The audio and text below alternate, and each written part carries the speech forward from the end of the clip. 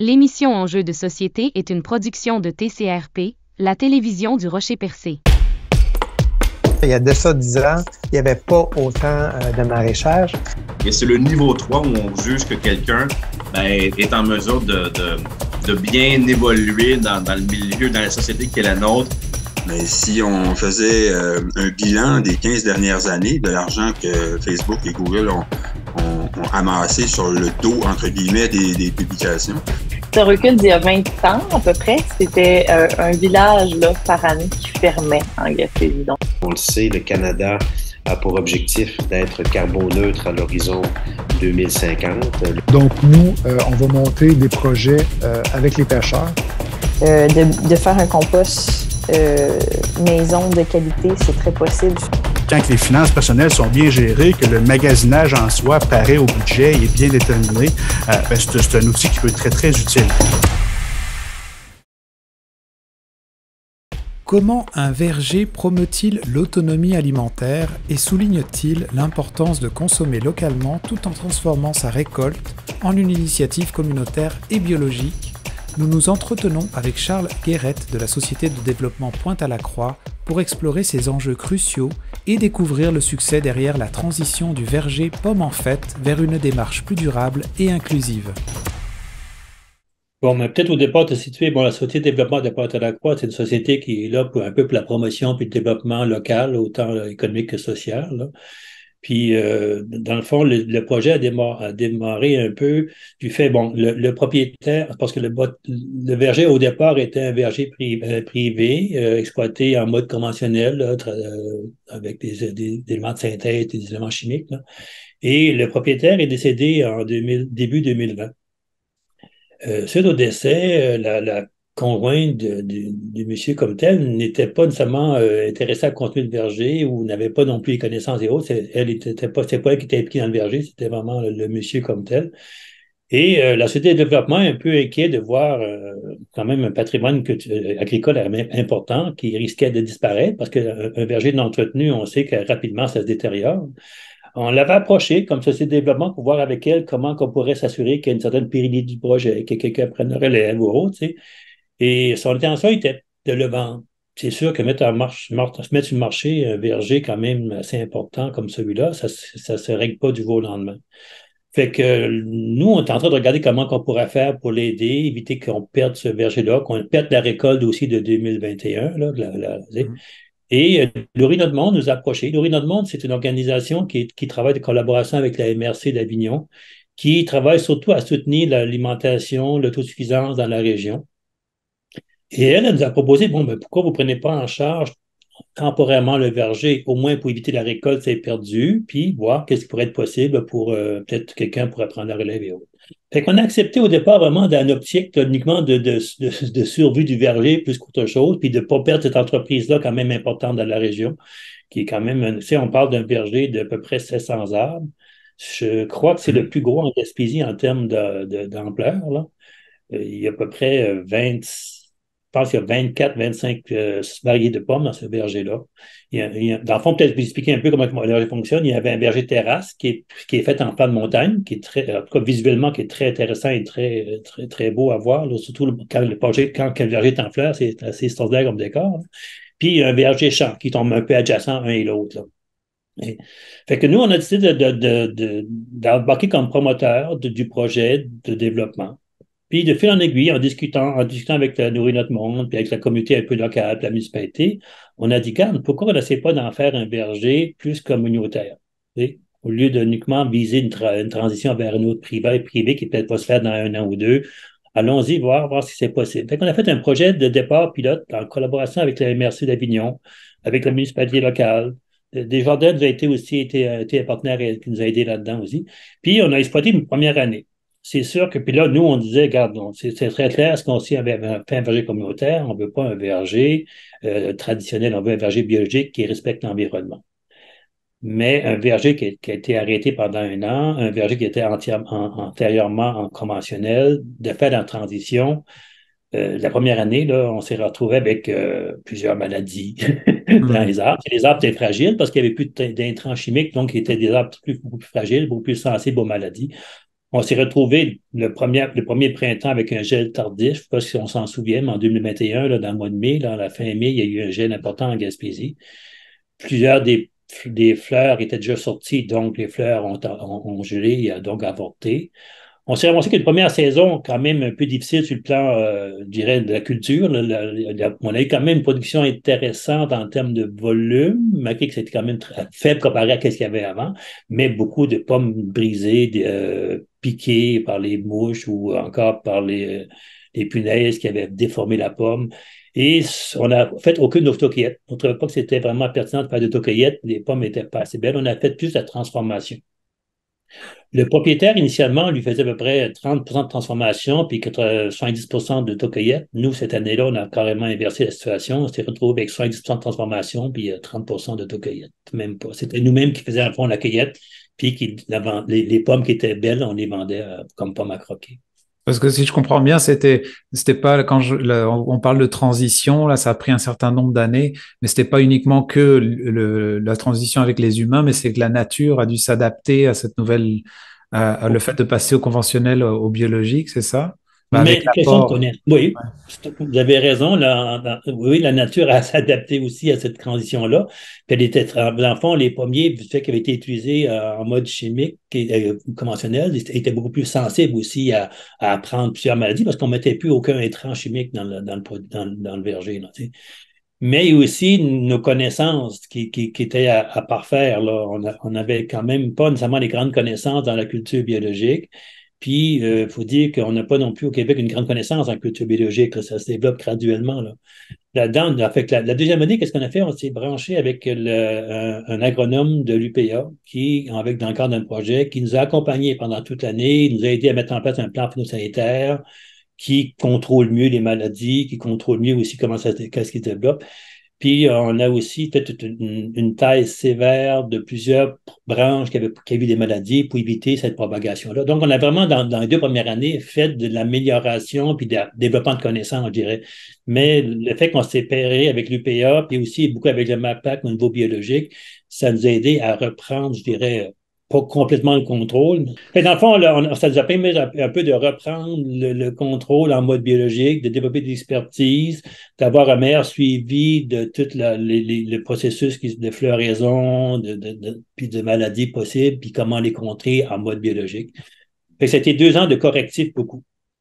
Cette année, je dirais qu'on est quand même assez en bon contrôle de l'environnement du verger. On a réussi à contrer dès le départ certaines maladies qui sont possibles ou certaines... Bon, on avait un problème de chenilles qui venaient manger nos fleurs aussi. Fait qu'on s'est ajusté, on a développé des connaissances beaucoup avec la collaboration de l'UPA et du MAPAC. Puis, je dirais que cette année, là, en plus, cette année, la nature a été très généreuse. Hein. Je pense que c'est pas uniquement chez nous, mais je pense un peu partout en Gaspésie, là, puis même au Québec... autant, dans certains cas, la pluie a été néfaste pour certaines agricultures. Pour nous, vu qu'on n'est pas au sol, c'est des arbres, ça a été quand même assez intéressant. On a eu cette année, c'est pas l'abondance, mais c'est quand même très volumineux, là. Toi, le verger, dans le passé, allait chercher entre 6 et 15 tonnes de pommes par année, dépendant des saisons. Là, je vous dirais que cette année, on est seulement en haut de 15 tonnes de production, là. Ah oui, quand même.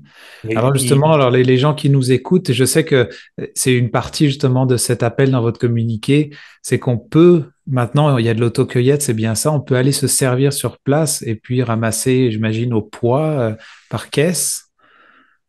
Dans le fond, actuellement, là, on fait de l'autocueillette depuis, ça fait à peu près 1 mois. Peut-être ici au départ que nous, vu qu'on a quand même une grande variété de pommes, les premières pommes hâtives qu'on appelle sont disponibles à partir, je dirais, de la mi-août. Puis après ça, de semaine en semaine, il y a des pommes qui sont mûres. Là, ça va jusqu'à la fin octobre là, avec les dernières pommes des pommes plus tardives là, qui sont. Ça fait que dans le fond, à chaque semaine, là, nous, on ouvre uniquement les fins de semaine, par exemple. Là, dans la semaine, on fait plus d'entretien, puis la cueillette générale, puis transformation. Le samedi, dimanche, on est ouvert, puis les journées fériées là, pour l'autocueillette. C'est sûr que dans l'autocueillette, il y a encore des pommes qui sont moins belles, mais la majorité sont des pommes très belles là, que les gens peuvent consommer sans aucun problème. Les pommes moins belles sont très bonnes aussi à consommer, mais les gens, visuellement, quand la pomme a une petite tache ou qu'elle a une petite déformation, les gens, mais ça, on l'aime moins. sais. Mais en termes de qualité, la qualité est là, là. Puis je vous dirais même que du fait aussi que cette année, on a réussi à obtenir notre certification biologique. Donc, on répond aux normes standards d'Écossaire Canada. Nos pommes sont exemptes de tout produit chimique, d'intrants de synthèse. Donc, notre qualité est encore supérieure à une pomme régulière qu'on retrouve dans les vergers conventionnels, là. Puis vous avez une particularité, là, je disais justement, c'est peut-être justement quand vous parlez de vergers communautaires et biologiques, c'est que vous avez un système d'échange travail-fruits. Est-ce que tu veux nous en parler? C'est-à-dire que on peut venir faire un échange de services avec vous? Mais dans le fond, je vous dirais que, bon, on visait dans le fond un verger biologique et un verger communautaire, dans le sens que communautaire, opérer un verger comme celui-là, ça nécessite quand même une bonne main-d'œuvre. Nous, dans le fond, on se couvre avec un coordonnateur de verger qui gère l'ensemble des activités de production comme telles, mais c'est beaucoup d'heures de travail. Et on visait aussi en même temps une vision communautaire, donc de partage de nourriture ou d'autosuffisance alimentaire locale avec nourrir notre monde. Et c'est là qu'on a décidé de dire, mais regarde, pourquoi qu'on n'ouvre pas ça à la communauté, puis que la communauté peut venir au verger, autant pour du travail que pour cueillir ou autre. Puis, en retour d'échange de leur temps qui est disponible au verger, on leur offre des produits, soit de la pomme directement ou encore des produits transformés, un peu l'équivalent d'un salaire minimum comme tel. Donc, on visait d'une part assez d'avoir de la main-d'œuvre pour nous aider à ouvrir l'ensemble des travaux, puis réduire nos coûts quand même de production comme tel, parce qu'on vise pas on vise pas de faire des profits, mais on vise principalement à nourrir les gens, mais à couvrir nos frais. Et c'est ça, de fil en aiguille, on invitait les gens à venir travailler chez nous, puis qu'en fond, chaque heure produit de travail vous remet en retour des produits de chez vous, autant des pommes que des produits transformés. Puis graduellement, je dirais qu'il y a encore de l'amélioration à faire en termes de mobilisation, mais la mobilisation est là, les gens embarqués. Fait que ça permet non seulement de nous aider à faire la transformation, à faire la cueillette et tous les travaux autour du verger, mais ça nous permet aussi de nourrir les gens. Dans le sens que les gens peuvent venir chez nous, puis bon, tu repars avec des produits. Ça, je dirais, le travail free, c'est un projet qui est quand même intéressant, qui nous aide, nous, mais qui aide aussi la communauté à se nourrir. Et on fait affaire autant avec des individus qui viennent volontairement chez nous, sur invitation, ou encore avec des groupes communautaires qui viennent avec leurs membres venir nous aider à faire de la cueillette, à faire de l'émondage des arbres, de la taille fruitière, ou peu importe. Puis, du fait qu'on vise cette dimension-là communautaire-là, aussi, on vise une certaine éducation des gens, puis autosuffisance. Dans le fond, comme exemple, l'hiver passé, on a offert une formation sur web, là, sur plateforme numérique, sur comment tailler des arbres, comment entretenir un verger. Les gens s'inscrivent, c'est une base volontaire.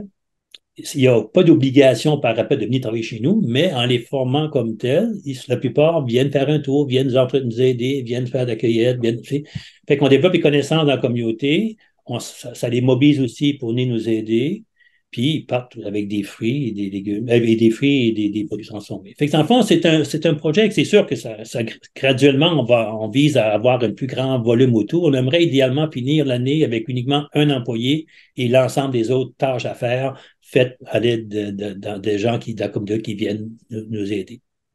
Ouais, c'est quand même... Oui, puis c'est quand même quelque chose.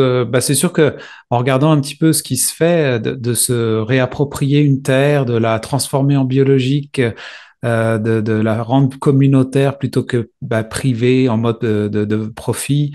Là, vous êtes en train de mettre en place quelque chose qui, je ne sais pas si ça se parle plus largement. Je sais que nous, c'est un projet qui nous intéresse parce que moi, j'ai participé beaucoup avec Produire la santé ensemble dans le côté de Val d'Espoir aussi. Oui. On essaie de mettre en place un peu des initiatives comme ça communautaires, mais le fait de pouvoir avoir accès à de la nourriture locale, là vous êtes en train d'acquérir de l'expérience beaucoup à ce niveau-là. Est-ce que c'est quelque chose j'imagine, on vous téléphone pour vous dire tiens, comment est-ce que vous procédez, ou est-ce que ça c'est quelque chose qui peut être amené à rayonner plus, parce que j'ai l'impression qu'on devrait avoir besoin de plus de ça sur la pointe gaspésienne, en général en Gaspésie, pour arriver à... Tu parlais tout à l'heure d'autonomie alimentaire, mais c'est quand même important, c'est pas rien de se rendre jusque-là. Mais c'est un projet bon, qui est quand même assez innovateur, qui est encore à construire, hein, il n'est pas encore solide et on est en démarche dans ce sens-là. Là. Mais ça capte l'imaginaire beaucoup des gens. Puis je pense que ça encourage. En tout cas, je regarde jusqu'à maintenant, on a une réponse très positive là, autant de nos partenaires. Je regarde la MRC, la municipalité, Desjardins en arrière de nous, le centre d'emploi de Gaspésie aussi nous aide par des programmes communautaires. Tu sais, il y a vraiment, je dirais, ça crée un engouement dans la communauté puis un intérêt dans la communauté. Ça reste quand même que c'est pas dans le conventionnel beaucoup. Les gens trouvent ça un peu particulier de vouloir faire un projet communautaire, mais plus qu'on avance là-dedans, plus qu'on a un appui puis un intérêt qui se développe dans la communauté et on a espoir que ça fasse vraiment un projet solide puis viable à long terme. Puis on s'en va vers ça. Là. Mais c'est un fait, on n'est pas dans les sentiers habituels. Là. Puis juste un petit exemple, on a approché Agriculture Canada pour pouvoir mieux organiser notre structure de fonctionnement. Bon, améliorer un peu nos méthodes d'entretien du verger, qui étaient quand même très rudimentaires. Là, on veut s'acheter un tracteur un peu plus performant, essayer de s'équiper un peu mieux pour être plus productif en termes de produits. Puis aussi, dans la vraie transformation, on a eu un programme du fédéral qui nous aide pour mettre en place une chaîne de transformation pour les produits. Mais nous, on vise une cuisine collective. On veut une chaîne qui ne sert pas nécessairement uniquement à nous, mais qui peut servir à l'ensemble de la communauté. Dans ce contexte-là, on a approché, à Pointe-à-Croix, on a un club d'âge d'or, un club de 50 ans et plus qu'on appelle, là, qui a un bâtiment, mais qui a un sol qui n'utilisait pas. On a dit, garde, on peut-tu faire collaboration avec vous, puis utiliser votre sous-sol pour faire notre chaîne de production, notre chaîne de transformation, puis notre cuisine collective qui servirait pour la communauté autour. Et là, on est dans cette démarche-là présentement. Là, on a fait des commandes des équipements et tout. Là, on a un problème de transport. Les équipements n'ont pas tous rentré en temps pour la transformation. Il est encore en mode artisanal, mais on vise mettre une chaîne de production en place beaucoup plus opérationnelle, plus fonctionnelle pour pouvoir opérer. Puis le club d'argent qui n'a pas vraiment de lien avec les pommes, mais on trouve ça très intéressant. Puis ils ont embarqué avec nous. Maintenant, on est en démarche de collaboration pour aménager leur salle pour faire une cuisine collective avec une salle de transformation. C'est un sous-sol qui est moins utilisé. Mais dans le fond, c'est là qu'on voit que la communauté commence à embarquer avec nous, trouve ça intéressant. On fait des liens qui n'étaient peut-être pas nécessairement des liens habituels. Le club de 50 ans et plus, c'était pas leur vocation non plus de faire de la transformation, mais ils trouvaient le projet intéressant, puis on peut utiliser en fond, pour eux, c'était un peu du gagnant-gagnant. On s'installait chez eux, on utilisait leurs locaux. Ça permettait certains revenus aussi pour l'organisation de l'élevage d'or. Nous, ça nous permettait d'avoir des sports très intéressants. Fait qu'on est en train de faire des liens comme ça dans la communauté qui est quand même très intéressant. Oui, hein. Je dirais ça va peut-être prendre encore quelques années avant qu'on consolide tout ça, là, mais c'était intéressant. L'autre chose qu'on a mis en place dernièrement, qu'on est en démarche encore, mais qui va se concrétiser, on espère beaucoup, c'est on a approché tous les milieux scolaires, puis le milieu scolaire, puis la santé publique pour voir comment on pourrait nourrir les élèves dans le cadre des collations scolaires. Plusieurs écoles en Gaspésie ont des programmes de petit déjeuner ou des programmes de soutien alimentaire des jeunes. Et là, on est en démarche pour se faire reconnaître comme un organisme qui va pouvoir fournir des collations scolaires. Dans le fond, ça va être des barres de fruits, des barres de pommes principalement, des croquants, des barres croquantes, là, avec des pommes séchées et tout, qui va servir aux collations dans les écoles. Fait que on est en démarche là de pouvoir dire comment on distribue notre nourriture, comment on s'assure que les gens ont une certaine autosuffisance. Puis je dirais que l'écoute est très bonne, puis l'accueil est très bonne. Comme là, présentement, là, le milieu scolaire est très intéressé. On a envoyé des barres tests pour voir si ça répondait aux standards. On a quelques ajustements à faire de nouvelles recettes comme telles, mais on s'en va vraiment vers cette démarche-là. Puis en étant dans une démarche aussi éco-responsable, on essaie d'avoir aussi le moins de déchets possible. Donc, on ne vise pas à faire des barres-tentes nécessairement enveloppées individuelles, mais peut-être plus des barres-tentes dans des pots qui sont distribués, qui retournent les pots. On vise idéalement 0 déchet autant que possible. Puis, de faire des produits qui viennent de la région Gaspésie, qui viennent des terres d'ici, puis qu'on nourrit le gens d'ici. C'est ça qu'on est dans cette vision-là d'actuellement. Mais c'est un petit pas graduellement qui avance année en année, puis je pense qu'on va y arriver d'ici peu. Là. On est dans cette vision-là. Parce que la pomme, c'est un peu comme, c'est presque symbolique, mais la pomme, on la trouve à longueur d'année à l'épicerie. Puis aujourd'hui, je ne sais pas si tu voulais faire passer. Moi, j'entends le message qu'en achetant une pomme chez vous, là, ça vient faire tout l'impact au niveau de la communauté. Moi, je dis acheter un produit dérivé de chez vous, une pomme, ça vient impacter toute une structure. Et même ce que j'entends, c'est que dans le futur, ça va en impacter encore plus si vous êtes justement dans les écoles où vous avez ce projet de transformation avec le Club de l'Âge d'Or. Alors que versus, on peut trouver aussi des pommes à l'épicerie. Je sais qu'en achetant une pomme à l'épicerie, je comprends peut-être que l'argent s'en va et ça tombe dans des poches souvent aux États-Unis. Mais pour les gens qui nous écoutent et qui sont peut-être pas habitués justement, j'imagine que des fois ça demande un petit changement d'habitude. C'est facile des fois d'attraper un sac à l'épicerie, mais qu'est-ce que tu aurais à transmettre comme message à ce niveau-là? Dans le fond, je te dirais que le message, les gens ont une certaine éducation à faire, je pense. Tu sais, les gens visent beaucoup la pomme parfaite, sans nécessairement être conscient que la pomme parfaite, c'est pas nécessairement une pomme de qualité.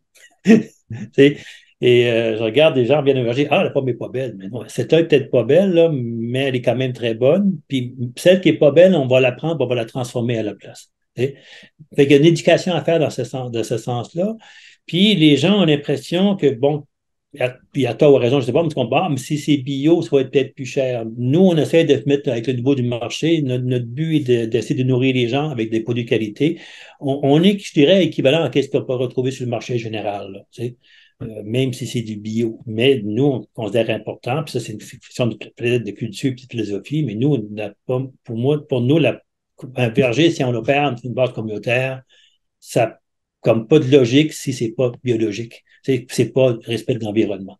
Puis ça permet aussi un peu de sensibiliser les gens à l'importance de l'environnement, l'importance de respecter la nature, puis trouver une manière de faire des choses tout en respectant la nature.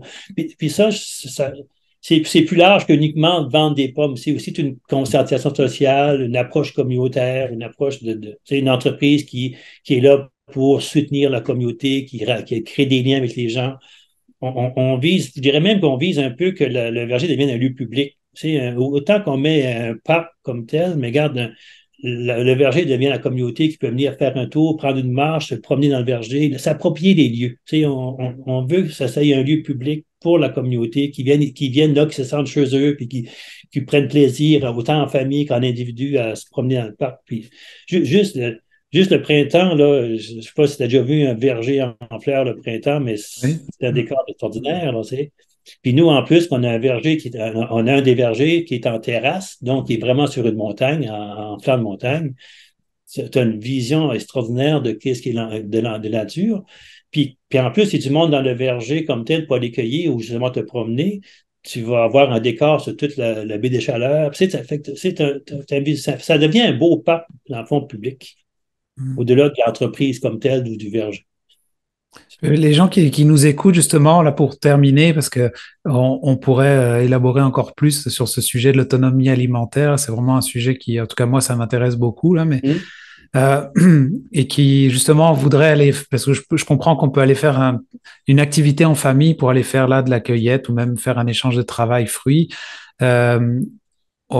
Les gens qui nous écoutent, jusqu'à quand on peut se rendre là? Et puis, est-ce que c'est mieux de vous appeler avant? Et comment ça fonctionne pour pouvoir aller là? Mais officiellement, là, depuis le mi-août, on est ouvert là, les fins de semaine, le samedi, dimanche, et les journées fériées pour l'autocueillette. Les gens peuvent venir sur place, ils peuvent se promener, faire de l'autocueillette. Dans le fond, la seule obligation, c'est quand ils partent avec des pommes, on pèse les pommes pour les vendre $2 de livre.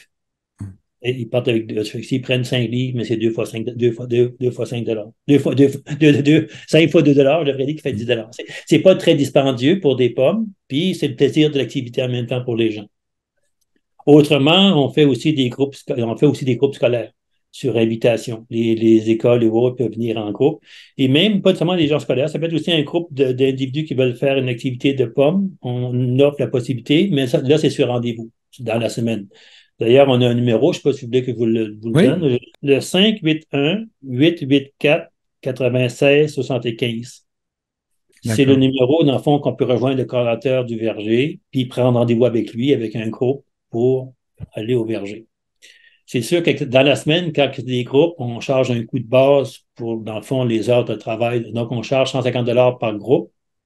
Puis les gens partent avec un minot de pommes. Un minot de pommes, c'est 44 livres. Entre c'est 20 kilos, donc c'est 44 livres à peu près de pommes là, qui partent avec.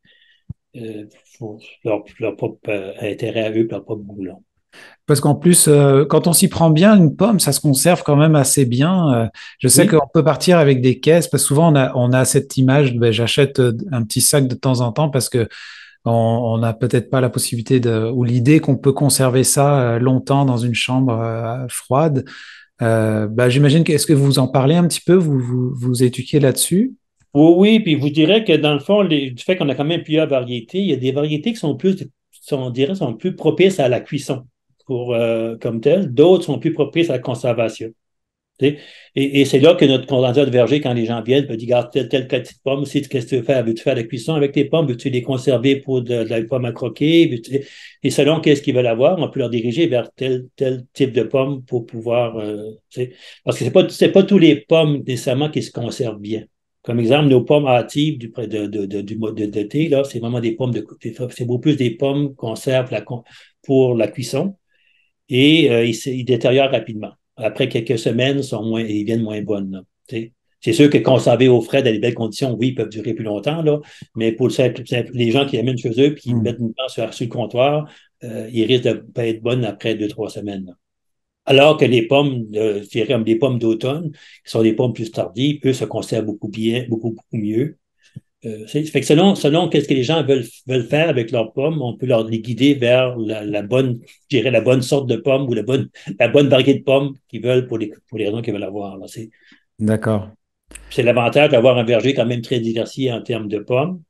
Donc, ça nous permet non seulement d'avoir des pommes de partir de août jusqu'à la fin d'octobre, mais aussi d'avoir des pommes pour différents usages. Donc, tout ça c'est quoi à peu près vous comptez rester? Généralement, en tout cas, ça va jusqu'à la fin octobre. Là, cette année, c'est sûr, on va avoir encore d'autres produits par après à vendre, non pas en autocueillette, là, mais généralement, jusqu'à la fin octobre, ça va être notre limite. Là, par après, on ramasse tout ce qui reste comme pommes pour éviter les trop gros gels de novembre. En tout cas, merci beaucoup, Charles, pour votre temps. C'était vraiment très intéressant comme projet. Ce retour à la communauté avec une récupération d'un verger privé comme tel. C'était plaisant de vous présenter tout ça. C'est un projet qui nous enthousiasme beaucoup et qu'on est très fiers de son développement. Puis on a des grands espoirs pour l'avenir.